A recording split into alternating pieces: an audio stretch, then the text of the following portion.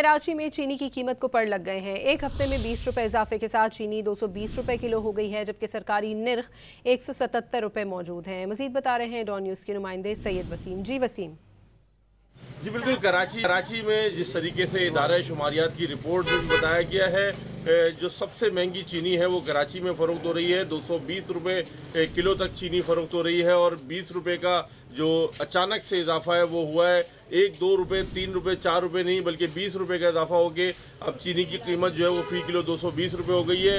इसी तरीके से अगर मुख्तलिफ शहरों को देखा जाए तो कराची में सबसे ज़्यादा महंगी चीनी जो है वो फ़रोख्त की जा रही है और कराची की शहरी इस वक्त मुल्क भर में सबसे ज़्यादा महंगी चीनी ख़रीदने पर मजबूर हैं। हमारी जो लोगों से बात हुई तो लोगों का ये कहना है कि जो प्राइस कंट्रोल की टीमें हैं कमिश्नर कराची की जानिब से जो निर्खनामे जारी किए जाते हैं उसके अंदर कराची के जो शहरी हैं उनका ये कहना है कि उनको जो निर्खनामे होते हैं उससे हट कर जो है वो दुकानों के ऊपर फ़रोख्त हो रही होती है। लेकिन जो कराची में इस वक्त ओवरऑल अगर बात की जाए तो चीनी जो है वो 220 रुपये किलो तक में फ़रोख्त हो रही है। जी।